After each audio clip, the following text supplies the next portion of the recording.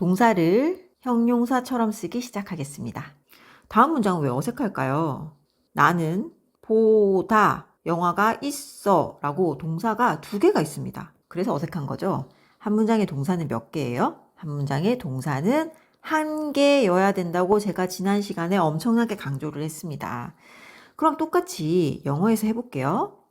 I have watched a movie 라고 했어요. 그러면 이거는 외국인 귀에 어떻게 들려요?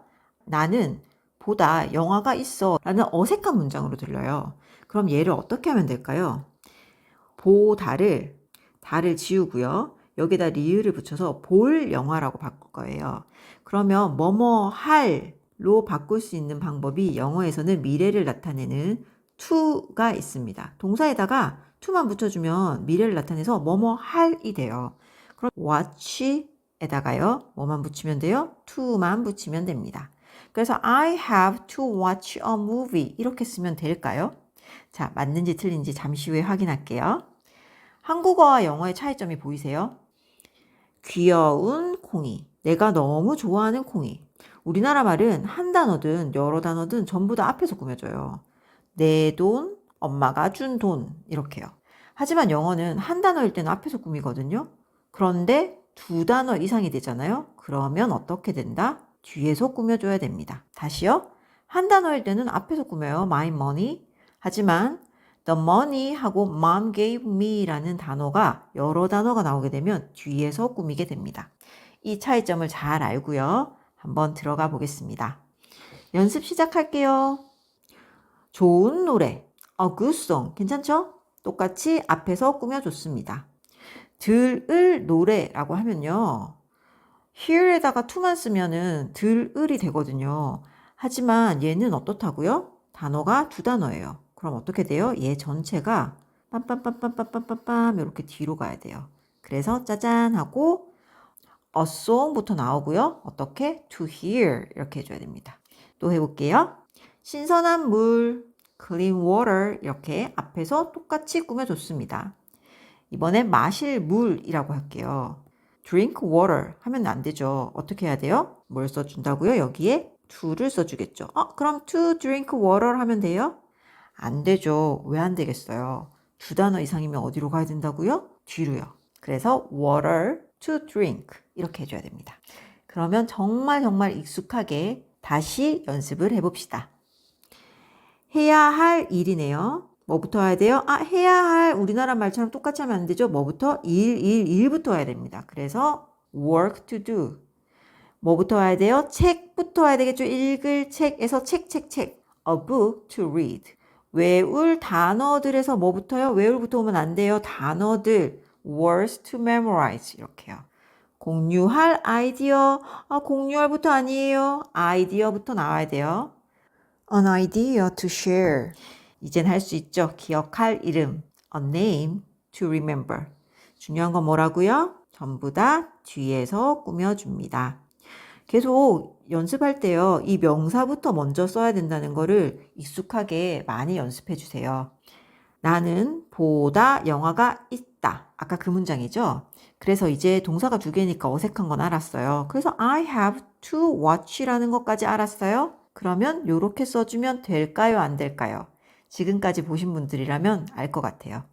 I have a movie 어떻게 해요? to watch. 왜요? 2단어 이상이니까 앞에서 꾸밀 수가 없고요. 뒤에서 꾸며줘야 됩니다. 우리는 만들다 프로젝트가 있다 동사가 2개예요. 그러면 안 되죠. 그래서 만들다를 만들로 바꾸고 싶거든요. 그래서 to를 써주면 되죠. 그러면 이렇게 I have to make 라고 하면은 안 되죠. 왜 그럴까요? I have a project 어떻게 해요? to make 뒤에서 꾸며줘야 됩니다. 앞에서는 2단어 이상 꾸밀 수가 없어요. 퀴즈 한번 해볼게요. 벤치에 앉다가 sit a bench일까요? sit on a bench일까요? sit on a bench가 맞습니다. 언젠가 설명할 텐데 얘가 자동사라고 하거든요. 지금 이거 모르셔도 돼요. 표현을 sit on a bench입니다. 지금 동사를요. 형용사처럼 쓰고 싶은 거잖아요. 그러면 형용사가 됐다고 이 성격을 버릴까요? 버릴 수 없죠. 갑자기 sit on a bench가 sit a bench가 될 수는 없어요. 얘를 그대로 써주는 거거든요. 그래서 we found 똑같이 to sit on a bench 이렇게 꾸미고 싶은데요. 아까도 얘기했지만 얘는 앞에서 꾸밀 수 없죠? 그럼 어떻게 해야 될까요? 뒤에서 꾸며줘야 됩니다. 그래서 we found a bench to sit on 이렇게요. 뒤쪽에서 꾸며야 돼요. 뭐뭐에 대해서 걱정하다. 얘도 worry가 아니고 뭐뭐에 대해서라고 할 때는 worry about something 이렇게 써줘야 됩니다. 걱정할 거 없어 이렇게 얘기할 때 뭐뭐가 있다 없다는 there is there를 쓰거든요. 그래서 there is to worry about nothing 이렇게 쓰는 게 아니라 왜요? 우린 앞에서 꾸밀 수가 없죠. 그래서 there is nothing to worry about 이라고 뒤에서 꾸며줍니다. There is nothing to worry about. 자, 다음 중 어떤 표현이 맞는 표현일까요?